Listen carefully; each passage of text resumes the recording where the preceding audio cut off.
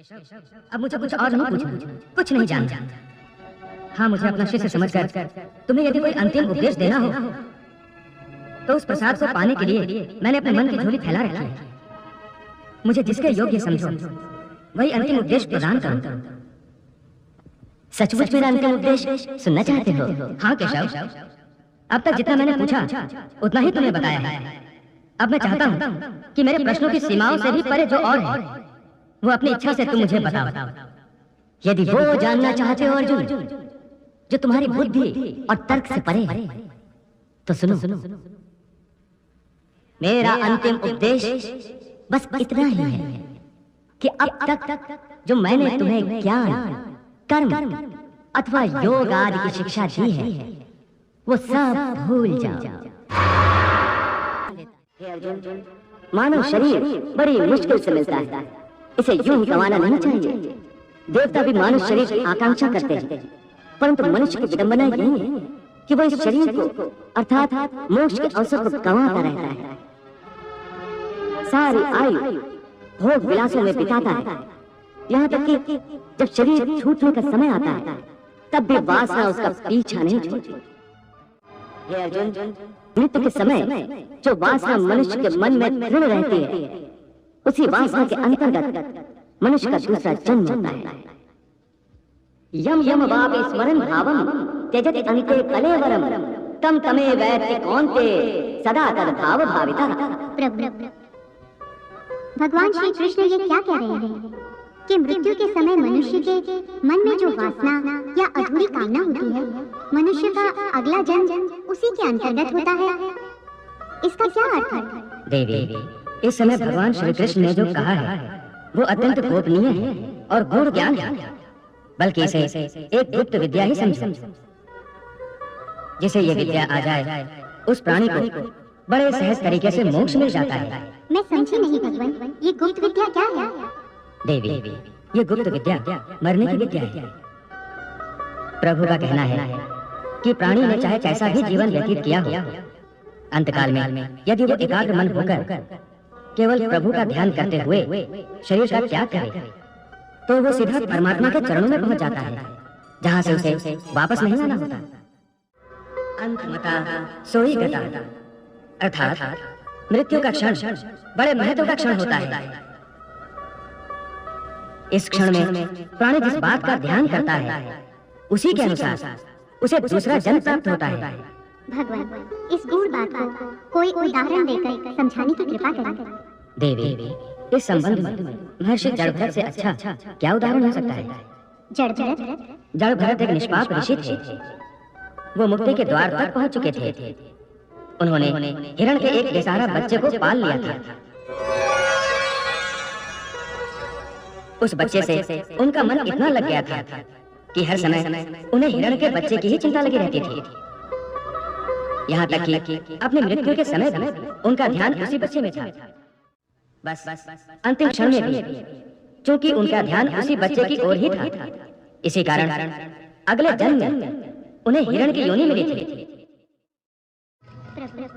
मृत्यु के समय का इतना महत्व क्यों होता है? देवी, मनुष्य की मृत्यु का समय मोक्ष का अवसर होता है। ऐसे समय में यदि मनुष्य अपने विधाता से मिलन के बदले उसकी माया के मोह में पड़ा रहे तो ये विधाता का अपमान जैसा ही है। कि वो अपने विधाता से अधिक महत्व उसकी बनाई हुई माया को देता है। इसलिए उसे मृत्यु के बाद स्वर्ग तो मिल सकता है परंतु मोक्ष नहीं मिल सकता। इसीलिए देवी, मृत्यु के समय मनुष्य को संसार की किसी वस्तु में नहीं केवल अपने परमात्मा में ध्यान लगाना चाहिए। हे योगेश्वर, आपने मेरे कई प्रश्नों के उत्तर दिए। एक प्रश्न और पूछना चाहता हूँ। सुना है कि मृत्यु के समय मनुष्य को बड़ा कष्ट उठाना पड़ता है, चाहे वो मृत्यु युद्ध भूमि पर किसी शस्त्र के घातक घाव के कारण हो या अपने आप आए। क्या मृत्यु को आसान बनाने का कोई तरीका नहीं है? हे अर्जुन, प्रश्न मृत्यु को आसान बनाने का नहीं है, बल्कि जीवन मृत्यु के चक्र से निकलकर मोक्ष प्राप्त करने का है। यदि मनुष्य मृत्यु के समय यह विधि अपनाए जो मैं तुम्हें बता रहा हूँ तो उसे तुरंत मोक्ष प्राप्त होगा और वो सीधा मेरे धाम को पहुंचेगा। वो गोपनीय विधि क्या है माधव? प्राण त्याग के समय अपनी सभी इंद्रियों के द्वार को रोककर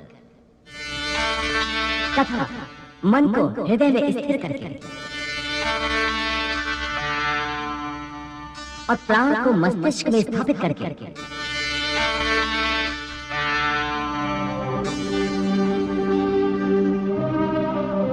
परमात्मा का स्मरण करते हुए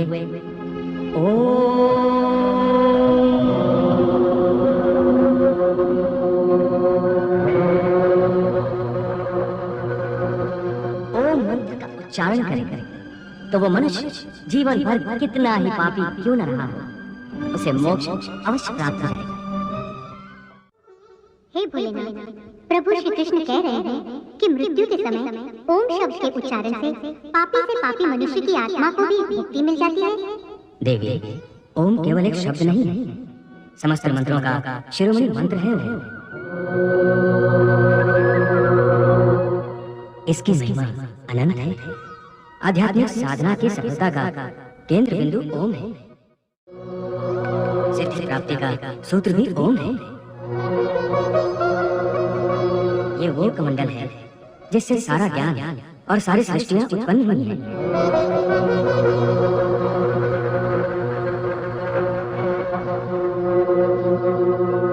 ओम की साधना ज्ञान और भक्ति के मार्ग को प्रकाशित कर देती है और अपने जीवन में ओम का उच्चारण करते रहने वाले प्राणी को सुख, समृद्धि, वैभव और वैराग्य प्राप्त होता है। ये बात तो मनुष्य के जीवन के संबंध में है, परंतु उसकी मृत्यु के समय ओम के उच्चारण का इतना महत्व क्यों है कि पापी मनुष्य के शरीर को शुद्धि और आत्मा को मुक्ति प्राप्त हो जाती है? देवी, मनुष्य के शरीर को ब्रह्मपुर कहा गया है।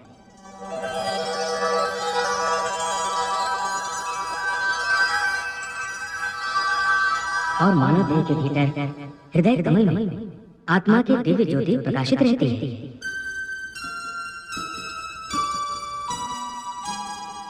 मृत्यु के समय जब मनुष्य ओम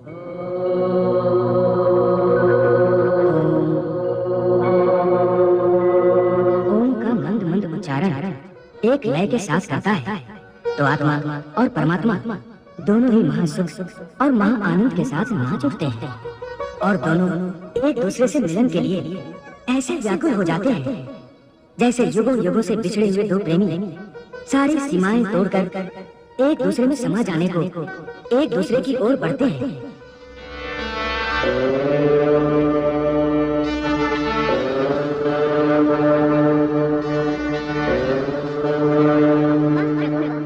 आपने परमात्मा से आत्मा के मिलन की इतनी सुंदर, इतनी मोहक व्याख्या की है। देवी, मानव शरीर को प्रभु ने मुक्ति का द्वार कहा है, परंतु मनुष्य इसके महत्व को समझ नहीं पाता। इसी महत्व के कारण मानव शरीर की रचना भी विशेष रूप से की गई है। मनुष्य का देह एक छोटा सा ब्रह्मांड है जिसमें समस्त लोगों का निवास है। ब्रह्मरंध्र ब्रह्मलोक का प्रतीक है। मानव शरीर में तीनों लोग कैसे समा गए हैं प्रभु? मनुष्य के शरीर में पैरों से नाभि तक भूलोक है, नाभि से कंठ तक अंतरिक्ष तथा कंठ से कपाल तक स्वर्गलोक है और कपाल में महा, जन, तप और सत्यलोक है। योगी जन मानव शरीर की इस बनावट को भली भांति समझते हैं, इसलिए वो देह त्यागने के समय प्राण को पहले ऊपर की ओर उठाकर कंठ में अर्थात अंतरिक्ष में ले आते हैं। कंठ के विशुद्ध चक्र से आगे चक्र में ले जाते हैं और यहाँ से कपाल में सहस्रार में स्थापित करके ब्रह्मरंध्र के द्वारा ही अपने प्राण शरीर से निकाल देते हैं।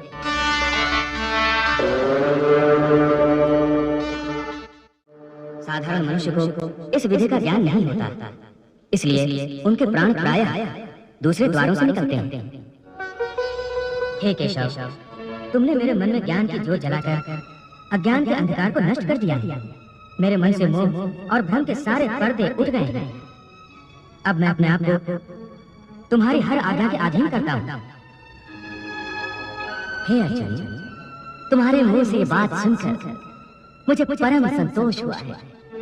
मैं प्रसन्न हूँ अर्जुन, बहुत प्रसन्न हूँ। फिर यदि तुम्हारे मन में अब भी कोई शंका, कोई आशंका या कोई प्रश्न हो तो नहीं माधव, अब इस मन में कोई शंका, कोई आशंका, कोई संशय नहीं। मन में अब केवल विश्वास और श्रद्धा है। केशव, अब मुझे कुछ और नहीं पूछना, कुछ नहीं जानना। हाँ, मुझे अपना शिष्य समझकर तुम्हें यदि कोई अंतिम उपदेश देना हो तो उस प्रसाद को पाने के लिए मैंने अपने मन की झोली फैला रखी है। मुझे जिसके योग्य समझो वही अंतिम उपदेश प्रदान करो। सचमुच मेरा अंतिम उपदेश सुनना चाहते हो? हाँ केशव, अब तक जितना मैंने पूछा उतना ही तुम्हें बताया है। अब मैं चाहता हूँ कि मेरे प्रश्नों की सीमाओं से भी परे जो और है वो अपनी इच्छा से तुम मुझे बताओ।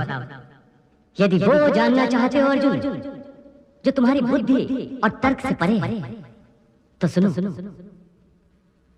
मेरा अंतिम उपदेश बस इतना ही है कि अब तक जो मैंने तुम्हें ज्ञान, कर्म अथवा योग आदि की शिक्षा दी है वो सब भूल जाओ।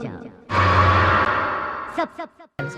ये बात आप ही कह सकते हैं। इसके बाद और कुछ कहना बाकी नहीं रह जाता। आपकी जय हो प्रभु, आपकी जय हो। हे केशव, सारे बंधनों से मुक्त होकर अब मैं अपने आप को तुम्हारे श्री चरणों में अर्पित करता हूँ। मुझे आज्ञा दो कि अब मैं क्या करूं?